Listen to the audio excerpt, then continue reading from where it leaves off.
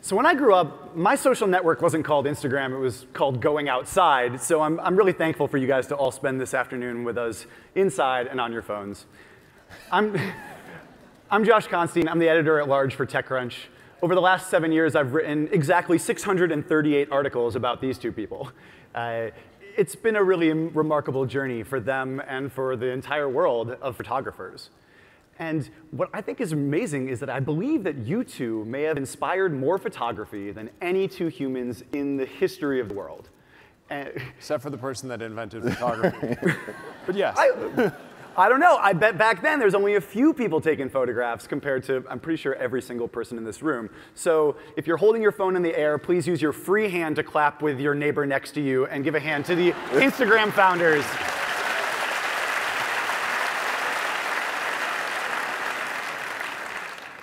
So I want to take it back, all the way back, to the started from the bottom days.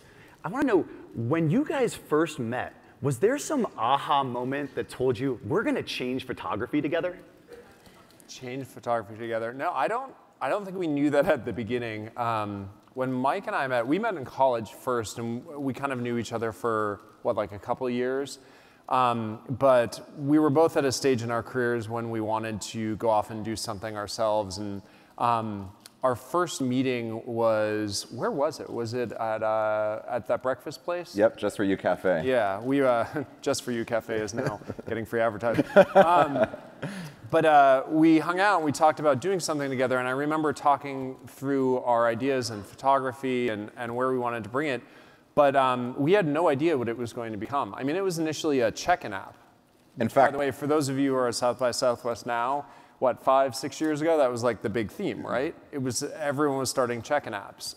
So to say that we knew when we started a check-in app that it was going to become Instagram, I think we'd be lying if we said we did. I think, in fact, the opposite. I remember I turned to Kevin when we were like considering moving on from Bourbon, which was the check-in app, and I was like, Kevin, whatever we do, we can't make a photo app, okay? Because if you went on Crunchbase and I called it the elephant graveyard of photo apps. Like, you went there and like a lot of people had tried to like do, well, it's like Facebook Photos, but on mobile, you know, or like just playing with different ideas, and nobody had really nailed it yet. So it was important to us to figure out, like, let's actually solve real problems so that when we do go out on the market with a photo app, as it was at the beginning, and a network around it, it was actually grounded in something beyond like, hey, we have photos, but now they're on mobile. And instead we went really deep on, well, what does that mean and how do we make that work well? And also, just maybe one last thing on this is, like, we never set out to change photography. To us, like, the idea of posting a photo was simply the best medium to transmit a message. I had worked at Odeo, which became Twitter, and saw the idea of sharing your status update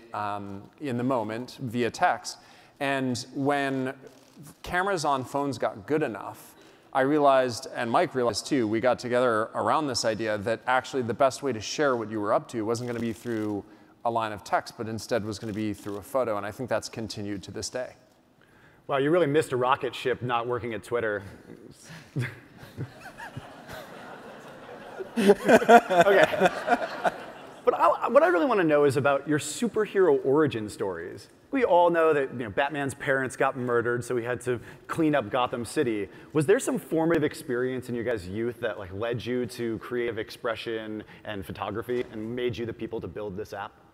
To me, it was the power. I mean, as like somebody who's always loved building, it was early on when like HTML was a thing, and like the beginnings of JavaScript. The idea that like I grew up in Brazil, like a 12-year-old in Brazil could sit down with like Notepad. Yeah, Brazil. Aí, Brasil. Could open up like Notepad at the time, I think, and like look at how things were built and then like modify them and like play with them. So like to me, maybe my superhero origin story is like view source, back when that still worked and it wasn't like revealing this minified, like compressed thing that you now get, but like it was like how things worked. And I think we actually both were interested in building from an early age, and like that was powerful. And like now that exists in other forms, where like starting your first iPhone app is something that there's like a good onboarding onto. But at the time, I remember this feeling of like, oh, I hit save and then I refreshed, and like this thing was out on the internet. Nobody saw it because nobody cared about what I was building, but like you got that live feedback. I'm not sure I had one other than like I was like Mike. I was a kid that just wanted to play with computers, and the second I learned that you could program them to do things, I got hooked. I got like the idea of writing programs to then do things and then have those things be useful was like an idea that like it caught on very quickly, and then I got into college and realized you could build things that could scale, and then worked at startups that actually gave things to real people. I worked at Google for a while on Gmail and saw tons of people using a product like that. And the high you get in chasing, building something to then give it to potentially tens of thousands of people or someday 1 billion people, it's unmatched. And that's why we got in the business in the first place, was to give something useful to people that they love. What was the first application you wrote? I've got to imagine it was more appropriate than Face Mash. I don't remember. I think like back in the day, okay, show of hands in the audience. Who here like remembers using AOL? Like, yeah, okay. So I work there still. There were all these add-on apps you could make to like basically kick your friends off. You would like press a button and it would send them too many messages and then their app would crash. I basically wrote those. Systrom, the elite booter. It was like prank jokes on your friends and stuff. But I realized you could make things that were fun to use and made people laugh and created entertainment. And I got hooked on programming, and I've been doing that ever since. So let's flash forward a few months. Now Instagram is blowing up, but you guys are still working out of this tiny office with your tiny team in San Francisco's gritty Dogpatch district. And Mike, I think I remember you not sleeping too much during this period as the servers are just melting down as millions of people sign up. You know, what was that like? And maybe you could tell us some of the stories of exhausted startup life. I think like Incredibad, right? It's like on one hand, the problems are of your own doing. Like you've made something that people want. I like distinctly remember, and I'm gonna get the wording wrong, but like the day we launched, John Gruber over at Daring Fireball wrote like Instagram like launches like really like some of the best design I've seen in an iPhone app. I'm like, sweet. And then like the update 2 hours later, like, yeah, it's down. Those clowns don't know how to run a website. I'm like, great. Like we hit the peak and we hit the trough in one day. We're done. And he was right about one of those things. We didn't know how to run a website. Yeah. And like we were two product people that had very little infrastructure experience. And so to go from that to scaling something that worked, once launched pretty quickly was probably like the hardest trial by fire either of us went through. And at the time it was the two of us and eventually one other engineer scaling a site that would reach, I think, between like 10 and 20 million people using it before we even hired another engineer, which is a testament to like, even in 2010 and especially now, like you can do that. Like Amazon Web Services exists and you can do that, which is amazing, right? Where that might take a team of hundreds before, but it really should have been a team of like at least 12, maybe 20. And we fell into what I've like now, whenever I advise companies, like warn them against the recruiting death spiral, which is like you're too busy to recruit, which makes you busier, which makes you too busier to recruit. And it's super hard to break out of that because recruiting is not like you flip a switch and all these like talented engineers are at your door. Like you really have to work for it, even when you're growing. Like people are always surprised that it was hard for us to hire in the early days, but people have jobs that they don't want to leave necessarily. So to like get them excited about your company takes a while. So it was a lot of that. If you go to hashtag Mike fixes the servers, it's like a lot of Kevin documenting me like at Momofuku Milk Bar at 2 in the morning, like fixing the site on my tiny laptop. And basically we were kind of like, like the people where they designate you can't be on a plane for like more than 2 or 3 hours because you have some mission critical importance. That was basically us. Like anything that could happen, we'd jump on instantly. And I was incredibly grateful once we started building out the team to get past that. And like I look back now with like some fondness on that time, but like it was actually awful, incredibly bad. Was there any bad decision you made? I know you've heard of the ambient no bad decisions ever. No ambient walrus situation where you're like, oh, I got to get to sleep. I'm just going to take this pill, and then you wake up 3 hours later, bleary-eyed with the servers melting. I don't know that there were any like terrible decisions we made because we were exhausted. I mean, I'm sure we made a bunch of terrible decisions along the way. We'll get to the Facebook acquisition stuff later. Birds. Sorry, I had to. Guys, it says 45 minutes. That's how much time we have left. Okay, so 45 minutes. How do we get? Okay. Bad decisions. Bad decisions. I was just going to say that I think it speaks to the hopefulness of being able to start a startup with little or nothing. I mean, here are two guys who have degrees, neither of which are in computer science, who start something that we love and we believe in, and it's good enough that people want to use it. And it turns out you can screw up time and time again, but if you build an idea that people love and you stick with it and you learn quickly, then you can do well. So I think it's a testament to how little it takes to get started.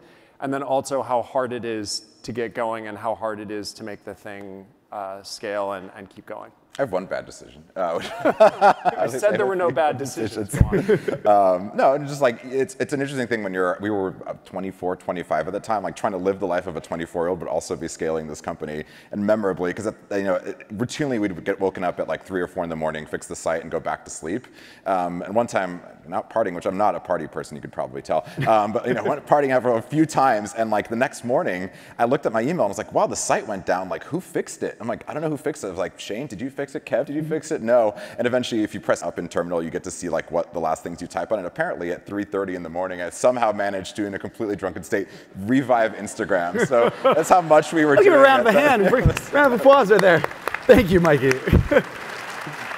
OK, so let's flash forward again. Suddenly, you're having that talk with Mark Zuckerberg. He's offering you $1 billion to join. And you guys take the deal. I'm sure there was a lot of optimism, excitement, trepidation about the business, but this is also going to be life-changing for you guys. How did that feel? I think the idea behind it was we wanted to make a bet on the company. And I had worked in corp dev at Google. I had seen a bunch of acquisitions happen before, and I knew that the ones, if you're going to sell your company, the idea is to sell your company to a company that's going to be a rocket ship. And I remember Mike and I talking about, like, do we believe that by being part of this larger company, Instagram can reach an even higher potential even more quickly? And that was the bet that we made. It was obviously a scary bet at the time because you're like, will this pan out? And of course, we sold the company. And then I can't remember exactly how many months later the IPO happened, and the stock went down to, I think it was like $17. And all the articles at the time were like, oh, these Instagram guys screwed it up. Like, see? And then, of course, the same articles got written later on, just on the other end. So there was like, you couldn't win either way. But when we look back on our decision, or at least for me, the question is, did that bet pay off? And for Instagram to reach 1 billion people that quickly, and for us to have such an amazing team, and for us to build what we built, like, I can't imagine there are any regrets on the outcome there. So that's good on the business side, but personally, like when you went home from the office and you finally get home, maybe talk to your partner, like, what do you say to them? Like, what did that feel like? I distinctly remember, and I think I don't know if most people do this, but I think I craved like comfort. Just like it's a crazy decision. We've been like talking about it for a couple of really intense days, and I went home to Caitlin and I was like, let's go to Nopa and get their burger. It's like my favorite burger in San Francisco. Like this is like the most normal thing I can imagine doing because there's no way of processing it. Like, and it probably took years for us to fully process it. And I think either tacitly or explicitly, I forget if we ever had a conversation about it. We like tried to make as little changes to ourselves in that first like couple of years as possible. Because I think it's very easy to like upend your whole life, but instead it's like, we're still the same people.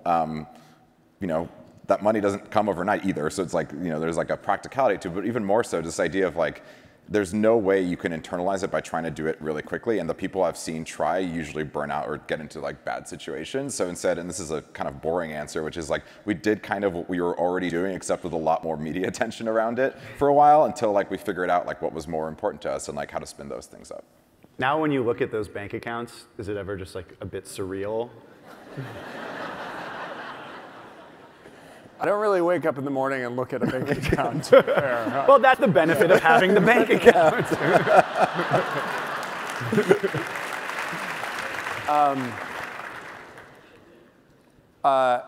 One of my mentors likes to say that like he's met plenty of successful people in the world that are way more successful than him, plenty of people that are less successful on monetary, by measure of how much money you have, position, whatever.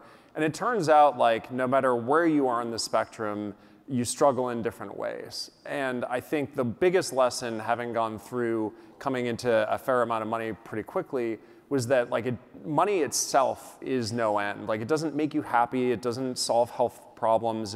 It can help in those things, but it itself isn't an end. Maybe the first day you wake up and you're like, yeah, this is great. But like that goes away pretty quickly. What ends up mattering, and one of my mentors likes to say is like, is your struggle meaningful? Do you wake up in the morning every day struggling on things that feel like they mean something to you, like they're to some end? And most of Instagram wasn't about how much money we made. It was waking up every single morning, working with awesome people. Some of our best friends still to this day were Instagram employees because we met them there. We were in the trenches with them, working on something that we believed. And that's honestly the thing that got us up every morning working hard at Instagram. It wasn't about the money. Great. Well, if you guys don't like my questions, you can actually ask your own questions, and we'll get to them a little bit later in the session. If you guys want to use Slido.com, they've got a whole little rig where you submit your questions, and we'll get to pick them from an iPad. And that means that we won't have any crazy people from the audience promoting their own businesses during the questions. So speaking of that, let's talk about authenticity. Comedian Mike Jollett likes to say that about social media that Instagram is my life is a party, and Facebook is my life turned out great, and Twitter is we're all gonna die. But that really does raise the question of like, how do you feel about Twitter? How do I feel about Twitter? I mean, I'm like a radical optimist, so it makes me kind of, I don't know, I find it strange when people are like, ugh, South by, I can't believe people go. It's like, I saw 5 concerts last night, saw the Daily Show comedians, ate some brisket tacos. What a hellscape. I think you guys can attest, it's not so bad around here. Sorry, I interrupted. But talking about authenticity, I want to know, everyone wants to be real, but at the same time, we don't necessarily want to expose all of our flaws. And so I want to know what authenticity in social media means to you guys, and where are there opportunities for us to have a healthier form of self-expression?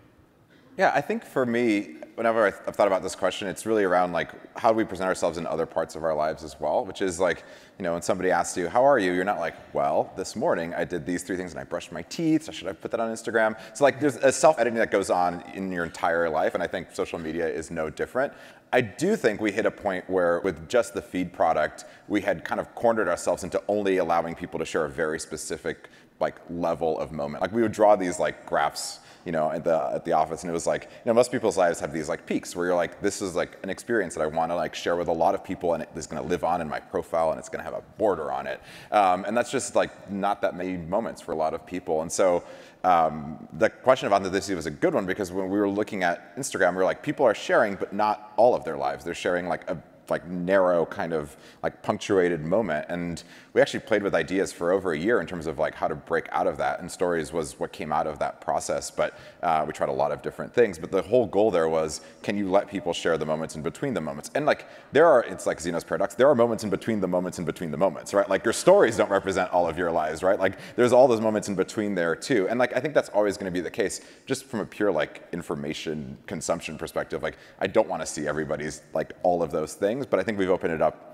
in a way that like opened it up, more than just feed did. Now the challenge is, as you like continue to grow, is like the stories itself become curated and perfect, and like it's on the team now to like keep moving that forward.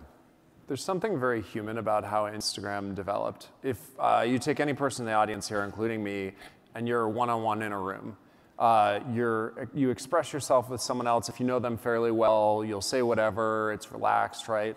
Start adding more and more and more people into that room. How much are you willing to share? How much more of a front do you put up? Do you worry about what you're wearing, if your hair is done, et cetera? Like, these are kind of natural human things. And Instagram at the beginning, we had, 100 beta users, and everyone posted, half-eaten sandwiches and, sidewalks, and like, it wasn't that formal. But the second you start getting more people in the room, especially with a follow model, where literally anyone can join your room, you start to worry about, like, am I presenting myself correctly? And I think that can go in 2 directions.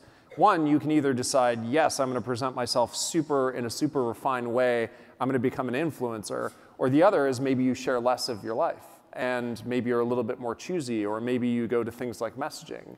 So we were faced, I think, with a moment in Instagram's history where those 2 paths presented themselves to most people on the platform because we got so big. And I think stories was a big way of allowing people to share more casually.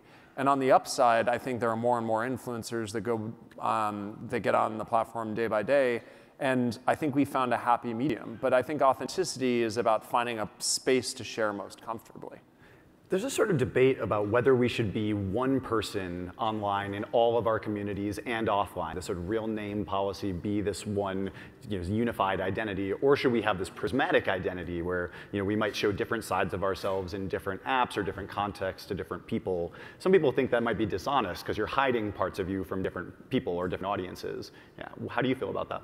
I don't think it's dishonest. I think it's real. I mean, Mike and I both run dog accounts for our dogs. Like, do you have the Bernese Mountain Dog account, right? Like there are all these different, there are facets to personalities, and part of different social networks allows you to be a different person and express that different facet of your personality. Like, you on Twitter is probably very different than you on Snapchat, than Instagram, than Facebook, and that's part of the beauty of having all of these different choices.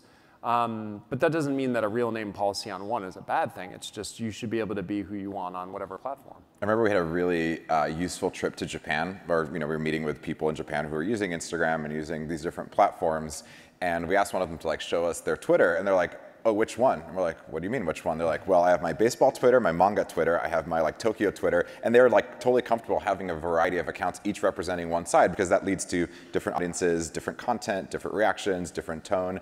And one of the reasons we added account switching was we realized you could be multiple people on Instagram, and that was great, actually. And that was, I think, the power of the platform, is it wasn't tied to one single version of yourself. Speaking of that version of yourself, a lot of apps have these beautifying filters. Snapchat has lenses that smooth your skin or make your eyes look bigger. There's apps like Me Too or Facetune that let you edit your selfies. What do you think the impact of that is on body image? And did Instagram purposefully avoid making filters that objectively beautify you? I think it comes back to what I said before, this choice of am I going to share less of myself and retreat, or am I going to polish myself and share more? And, for the first time, I think, in history, we've seen consumers en masse being given that choice. And then the consequences of that choice, one side of it, is that there are a bunch of beautifying apps out there. And long before, Instagram, Snapchat, whatever, had any face filters whatsoever, there was Facetune, which was at the top of the charts for a really long time. I mean, I think it goes to show how worried people are about what they share to a massive group. And, it's a concerning trend, but one I know at Instagram we talked a lot about and we were worried about. We're not there anymore working on that specific problem, so I think the company would have to talk about what their thoughts are, but it is a concerning trend. I think you said that you wanted stories to get us away from that dopamine spike of likes and let us see behind the scenes, which meant not always showing the most polished version of yourself. But now, 2.5 years later, a lot of times it seems like we just share 5 posts to show off instead of 1 post a day. And we're not addicted to likes, but we're addicted to the views and those reactions that are pretty similar to a like button now. So do you think that Stories has succeeded in that and those intentions that you had to help us get away from the dopamine spikes? I think the metaphor of the room is an interesting one, because Stories, when it started, had new rules, and then there's lots of people in that Stories room too. Actually, the last maybe one of the last things we worked on that is since shipped is the close friends feature, which is to me one of the best things we did at Instagram in the last couple of years. I don't know how many people are using it, but what I loved about it was there are, I just don't have the stats anymore, but you have the stories that are meant, again, there's this, I don't know if it's quite linear, but relationship between size of audience and number of things you're willing to share with that audience. So I think Close Friends fits in a nice gap that I think has a chance at being sustainably that place where you can share, even as your audience grows, because you have a lot of control over who those people are. I'm not sure the goal of Stories was ever about avoiding dopamine hits. I don't think that dopamine hits was in our vocabulary when we were talking about it. It was mostly about how do we give you a place that you feel comfortably to share? Because I feel most close with my friends when I know what they're up to and what they're thinking and feeling. And Instagram as a feed product with likes just wasn't doing that, given how big the community was. So we needed a space, and Stories became that space where we allowed you to share more comfortably, mostly because it didn't stick around on your profile forever. You felt like you could post casual photos. And honestly, a big reason why is for a long time, people's profiles were filled with Snapchat links, and it was clear people were trying to bridge the two products. So by bringing them into one place, I think we gave consumers what they wanted. You gave them what they wanted. Yeah. Not what Snapchat wanted, but definitely what you guys wanted. Competition is hard, right? For sure. I think we've all grown to accept the same way that the feed has become this format that we don't really care who invented it anymore. Stories feels a bit like that now, a few years removed. But that brings me to this really incredible portion of time that you guys spend at Facebook in that 2015 to 2016 era, where you guys just seem willing to blow up Instagram as we know it and change everything, even if that made people freak out. You know, we got away from just being able to share square photos. You guys launched stories, obviously, but the chronological feed shifting to an algorithmic feed, that was a sizable one. I think we still have some people who aren't quite sure they like that out there. Let me get a hiss if you really hate the algorithm. Thanks, Josh. Thanks, snakes. But what was impressive, though, was your willingness to challenge all of those assumptions about what made Instagram Instagram. And so I'd love to just hear a little bit of your thoughts about what was that like? What were the learnings from that process? And what advice would you have to people trying to kill their own darlings?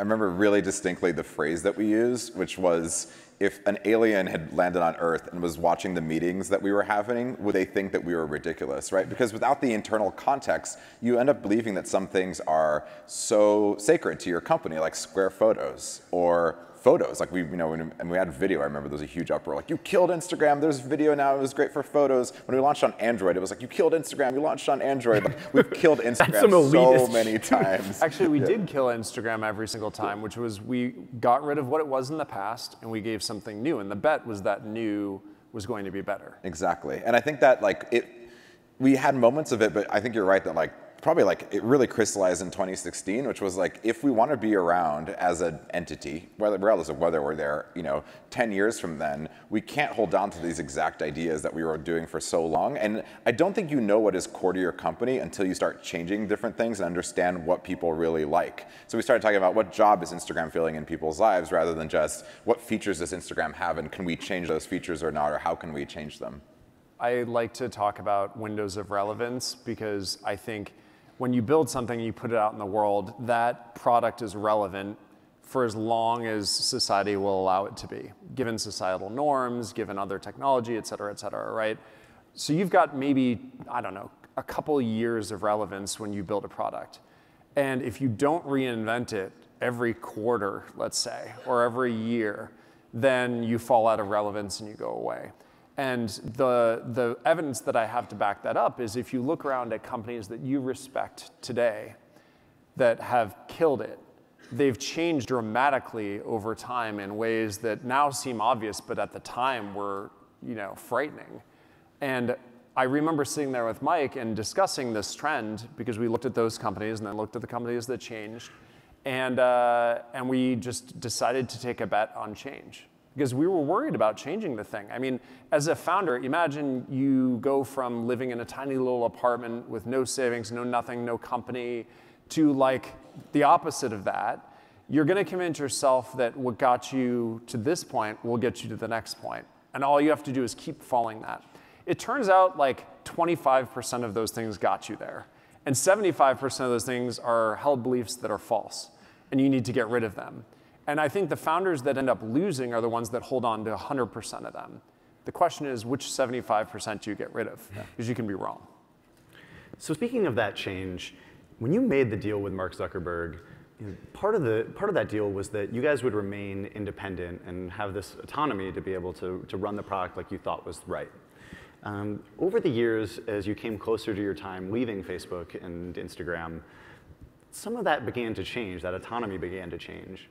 Can you just tell us what did that feel like? Well, first let's talk about why. I mean, in some ways, there being less autonomy is a function of Instagram winning. If Instagram had just been this niche photo app for photographers, it wouldn't have been I don't know, we'd probably be working on that app for 20 years as a niche app, right? But instead what happened was it got better and better and better.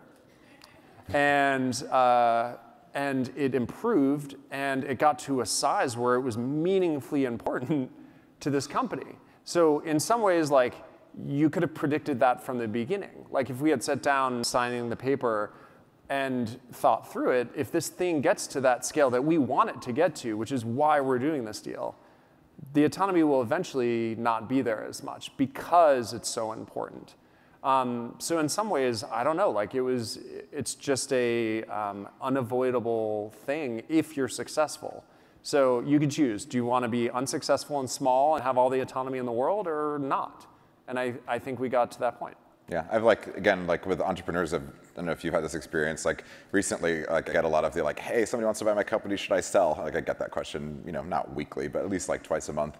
And there is this, I think, if you study the history and study our history, not just our history, but basically all acquired companies, the ones that do succeed internally eventually have become so important to the acquiring company that it's almost irresponsible to not think about what are the right models of integration. So the advice I generally give is well, are you okay with that if you succeed? And if you're not, then you shouldn't do the deal. So how did that reduction in autonomy express itself? I mean, I think that's not a topic that I'm interested in recounting in front of everyone, but I think there's been a lot of stuff documented, and honestly, it doesn't actually matter, because what matters is whether or not Instagram continues to succeed. Instagram doesn't serve me and Mike. Instagram serves its community. So regardless of us having our jobs and whether we like our jobs or not, that actually means nothing to Instagram. Instagram succeeding is everything, and Instagram's community being happy means everything. So I think we're going to have to watch the next 4 years and just say, are the product choices being made the right ones? Are people happy about those product choices? Are they using it more? And I'm going to be super happy if Instagram's successful over the next 10 years. I hope it is. You talked about having less autonomy kind of being a sign that you were winning. But that means you were getting this pressure, maybe it's to monetize or change the product to help serve the other apps at the company. I'm just trying to understand, why is that winning? And if you guys had succeeded, you guys put all this work in, built this thing that was really amazing, and it grew to this massive size, why should you be penalized on your autonomy for that success? I think it's funny, the misconceptions that form from the outside, and one of them is the monetization one was a really interesting one. I remember having this conversation, or a series of conversations with Mark and other folks at Facebook. They're like, you guys just joined, do not worry about monetization. It's we'll figure this out down the road. And it actually came a lot more for us saying, one, it's important for us to be contributing to the overall FB Inc., as it was then starting to be conceptualized. And two, every person that joins before you have ads is a person that you're going to have to introduce ads to. This is a thing that it's hard to have perspective in the moment, but I was doing this math yesterday. I think we introduced ads when we had maybe 150 million people on the platform, maybe. Sounds about right. So there are, 900, doing math live, at least 800 to 900 million people that joined after that. And so the ability to change the norms and still have a huge new audience to introduce it to, which, knock on wood, you keep growing is I think the important thing when front loading things. So that was a lot of what we were thinking about with ads was no, we want to bring this on and do it. Yeah, to be clear, we were the ones pushing monetization, not the other way around. I think that's basically what you're saying, because we believed if Instagram has to make money somehow. It costs a lot to run. We have to hire a bunch of people to work on all the amazing things that people use. Whether you like ads or not, put that aside, you have to make money somehow. It turns out that was a really efficient way. We pushed hard on it so that we would be a successful unit inside of Facebook. And I think we got to that point, which is really good. So Russ Yusbasov, whose company Vine was acquired by Twitter, famously tweeted, "Don't sell your company." How do you feel about that statement? I think it goes back that question of it's not really nuanced. Yeah, exactly. The nuance is all of it, which is I think we were very fortunate in that we did the bet that we had, which was this was an opportunity to take it to massive scale and attach ourselves to this rocket ship and let Instagram flourish, paid off. But I've also talked to entrepreneurs where I'm you have to be aware that that might not be the case, right? Now having seen the inside of a large, multinational, very important company, priorities shift, right? And you saw that happen to other acquisitions, not just at Facebook, but at Google and other places.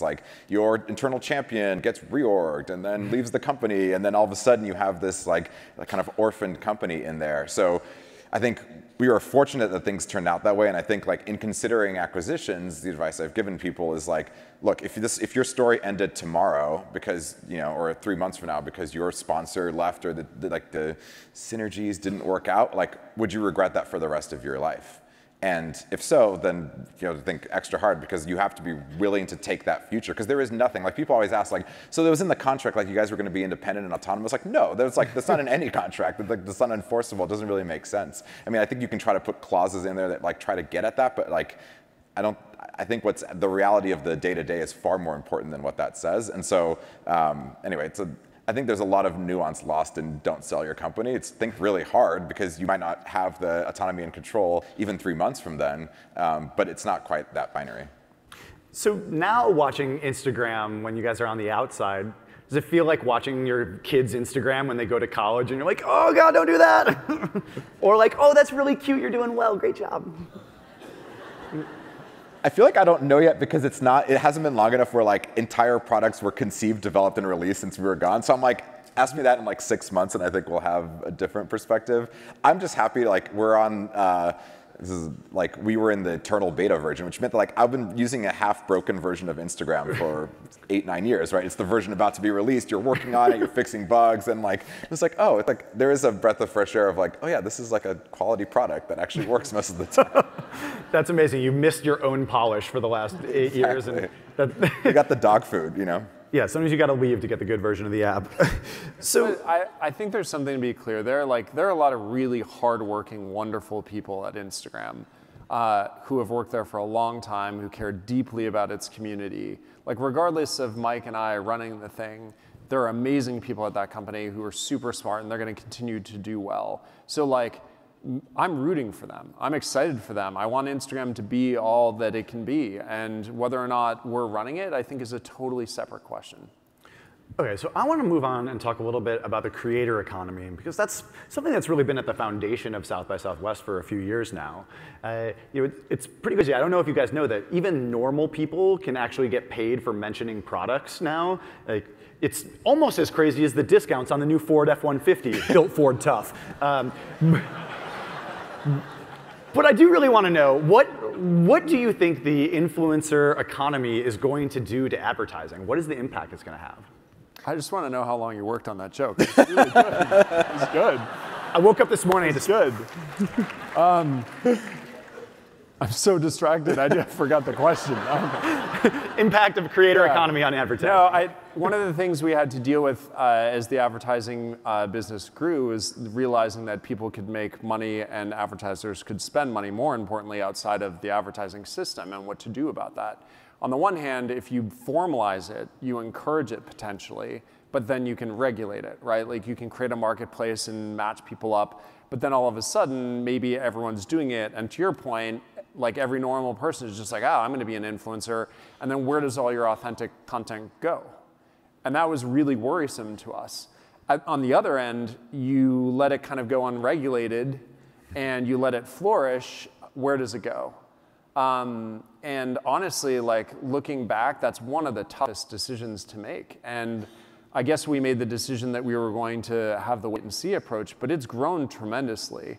And I think, forget about which way you decide to go. The thing that I'm bummed about is that Instagram feels less authentic over time because of it. And I don't have the answer, because again, as a systems thinker, if you go back to the beginning, of course, as people amass large audiences, most people in the world have jobs. Most people don't want to work a desk job, so they want to become an influencer and travel the world. Like, of course they're going to hawk products.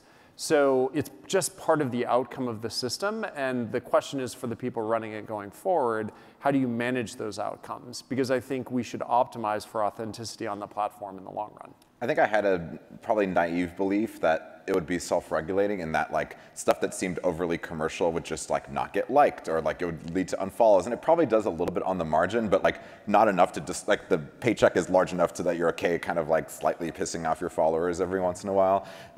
So I think like just to like peek into the room, like this is a conversation that we would have probably on a like monthly or quarterly basis around like, here's how it's growing, what do we do, what tools do we introduce to make it possible. Like one of the things that we talked to with marketers, they're like, well, I would pay people to like promote my stuff, but like I don't know if it worked. Like, did anybody see it? So like even the idea of like, well, you can make that more formalized and solve the marketer problem, but again, now you're just incentivizing it and you're making it a bigger part of it. I get. By the way, leaving Instagram doesn't mean we don't get pestered to get verified. I still, like, all my DMs are like, can you verify me on Instagram? Or can you please let me back into my account? I really can't now. You used to tell people you couldn't, I'm sure. And like, I probably could have sent an email. Now I can't even send an email. But I got one this morning from somebody who's a French influencer. And apparently she's an influenceuse, which sounds way cooler than influencer. So I'm going to go with that from now on. Yes. Okay, so talking about policy a little bit. Facebook is planning to integrate Facebook, Instagram, and WhatsApp. And you told us that eventually, as a product becomes more popular and important, you have to think about how that integration happens. What do you think about those products being merged? I think they're like a bunch of different levels to this. One is like most of the integration that I believe they're talking about is mostly on the messaging level. Mm-hmm. I'm sure there are other integrations that are being thought of, but I don't like. Let's be specific when we say integrating them, right?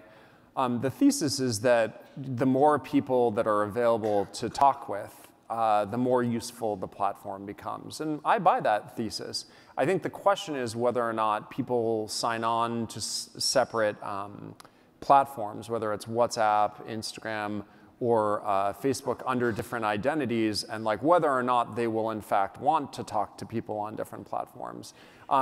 I can't tell the future, so I don't know, but like bravo for making a big bet and going for it. So I think we're gonna have to see how it plays out. Have you ever woken up being like, man, I really got to Instagram DM some WhatsApp user today? Personally, no. But that's mostly because I'm not as much of a WhatsApp user, but I know you use WhatsApp. Yeah, and there's like a lot of interesting times where like the business use cases overlap, right? You have commerce on Instagram has grown and become like quite a big thing, and you'll have people who are running small and medium businesses. Again, in Brazil, one of the women I met last time I was there, kind of on behalf of Instagram, she runs a donut shop. She didn't want to like buy real estate, so she like runs it out of her kitchen and uses motoboys. We have like a crazy amount of like, you complain about scooters, there's like motorcycles everywhere in São Paulo delivering stuff. And she's like, well, I have to put my WhatsApp phone number in my Instagram profile because that's how people know how to communicate in Brazil. So I do think that like, especially on the business side, there's a bunch of opportunities for making that easier. Like if I was giving advice to them, which is unsolicited, like one of our founding product philosophy was do the simple thing first. And so, if they're able to prove out some of these ideas without doing a lot of the architectural work, that would obviously be better because you learn along the way. But in fact, remember the lesson, sorry, it just came to me. The lesson of do the simple thing first came from Eric Ries, who wrote Lean Startup. I don't know if you've read it, but like he gives this anecdote of literally chat integration. He was building, what was the 3D world, do you guys remember? InView. Is it InView, right? InView, yeah. And there was like a list of chat integrations into the platform. It was gonna be like AOL and MSN Messenger and Yahoo Chat and all this stuff. And his whole lesson was he spent all this time building every single integration and then no one used it. So now I'm realizing like do the simple thing first literally came from a chat integration idea. And that's not to say that people won't use this new version, but there are probably lightweight ways of figuring out whether or not that's the end game. So zooming out a little bit, presidential candidate Elizabeth Warren has proposed that the government roll back acquisitions like Facebook's acquisition of Instagram because she thinks that it will create more competition around privacy and the way that users are treated so that the companies treat them better. Do you support like the thrust of that regulation? Do we get our job back? I'm joking. I think that might actually be open to discussion. No, that was a joke. Nervous laughter. I'm imagining the sci-fi version of this, which is like the time traveler has to go back and unwind the Instagram acquisition to prevent it from happening to like make sure it happens. You heard it first, Elizabeth Warren, time traveler. I think the thing I would like to see, because this is obviously has entered the conversation and I think will be there for the next couple of years as we like enter the presidential process, is I think more specificity on two things. One, like what problem we're solving and being really clear on that. I guess three things. Two, like being really specific on what integrations and acquisitions, we're talking about what problems we are, because there's actually a lot bundled in there. Is it about Amazon white labeling products and selling them on Amazon? Because that's a very different problem than whether Facebook should also own Instagram, which is a really different problem than whether Apple has the right to be one app store only. Like those are all fairly different problems, and the cliche that every company is a tech company is increasingly true. So like breaking up tech or like having those kinds of conversations, I think the conversations will go better and lead to better policy for really specific on the problems that we're trying to solve, and then specific on like what the implementation would be. And then third, think through what externalities are, because I sat next to at dinner two nights ago with somebody who does basically she came from Washington, she does tech policy in Silicon Valley, and she's like, 99% of my job is making sure that like the policy goals actually get implemented in a way that will lead to the right outcomes rather than the opposite, where instead you can consolidate power in the incumbents, or you make it really hard for startups to get started. And I think so we saw with GDPR, it was like ad tech became more concentrated, not less. Right. I think the honest answer is that we live in a time where I think the anger against big tech has increased tenfold. Now, whether that's because the property prices in your neighborhood have gone up, whether that's because you don't like Russian meddling in elections, whatever, like there are a long list of reasons why people are angry at tech right now. Some of them I think are well-founded. That I think, reading between the lines of what Mike was saying, that doesn't mean that the answer is to break all the companies up. Like breaking companies up is a very specific prescription for a very specific problem.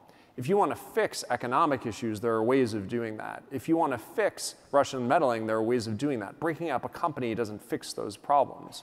That doesn't mean that companies shouldn't be broken up if they get too big and they're monopolies and they cause problems. But being big in and of itself is not a crime, is not something that you should just break up because. And in fact, if you look throughout history, there are a lot of big companies that have been very valuable together, right? Not broken up. And in fact, when they try to break them up, all sorts of bad things happen. So I'm not giving a straight answer, which is I'm not sure that it's a yes or no, that all tech and all no. But part of what surprised me is that generally the policy is like all tech should be broken up. And that feels to me, again, not nuanced enough. And it shows me that the understanding of the problem isn't there.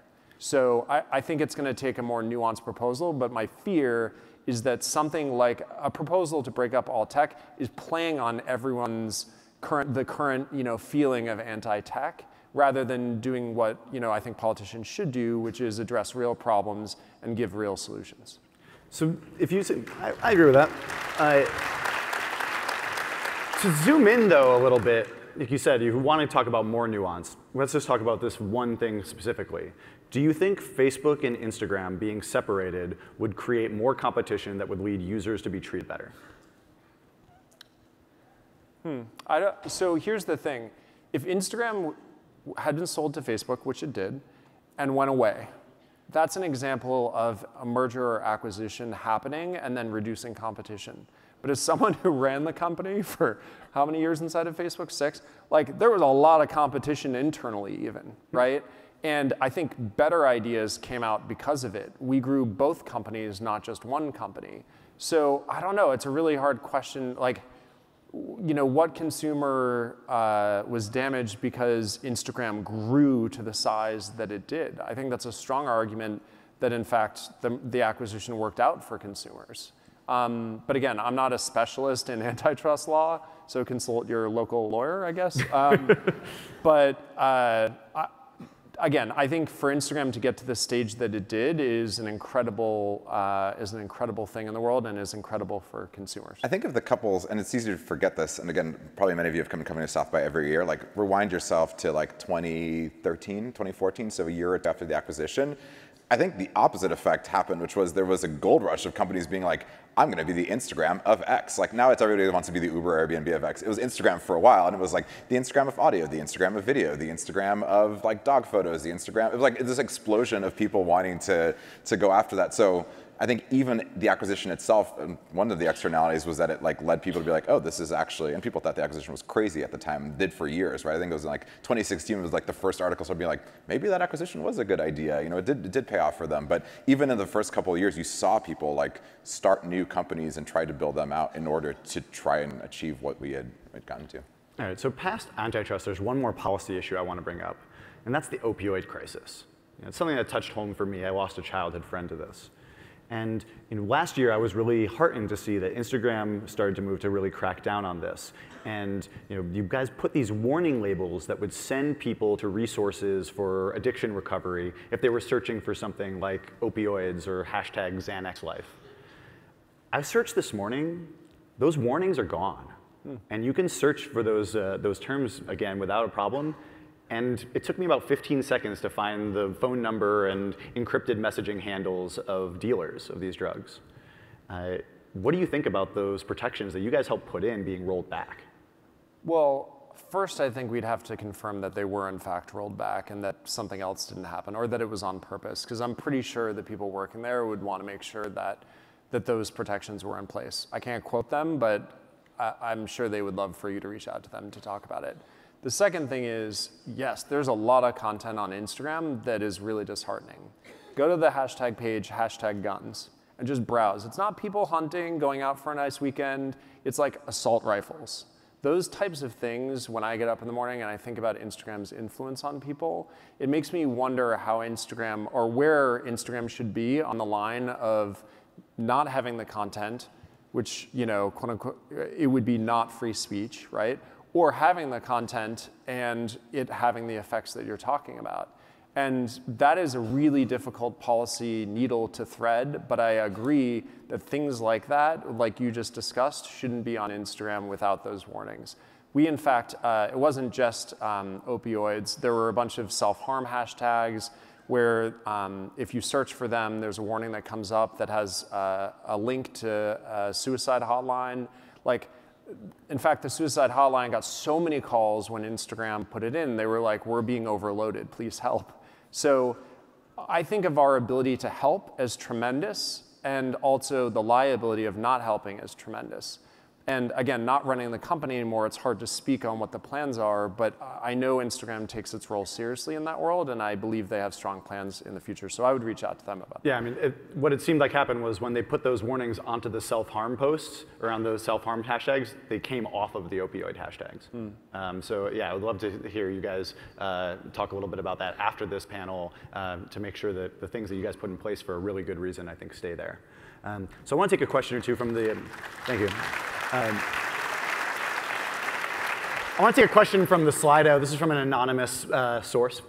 In the age of Firefest and FOMO, do you as founders feel any responsibility for creating the influencer marketing industrial complex that Instagram has become? I think there is a... Mike, you take this one. Good softball right there. Thanks, whoever. I'm not sure about influencer marketing industrial complex, so that's a good phrase. I think that is a subset of Instagram, and would it have emerged without Instagram? Probably. There was a great article written a couple weeks ago. I think Eugene, who we interviewed or talked to about Instagram, wrote this really smart piece about the economy of social networks is around social status and influence. And if you think about that as just a phrase, influencers are kind of the ultimate manifestation of that, where they have built status or build status in order to monetize it, and you can't fault them for it. And again, it gets back to this question of as a platform, do you ban that content? That doesn't feel like it's going to be sustainable either. And so, but do you place it fully in users' hands of saying oh, they'll just unfollow that stuff? That doesn't seem to work. But I think the best things we ever did around that were around increasing transparency in terms of this is a paid partnership with, but you can't enforce that. And so I think this is a outcome of particularly public social products, and the fact that attention and status are the things that are the most valuable things on those platforms.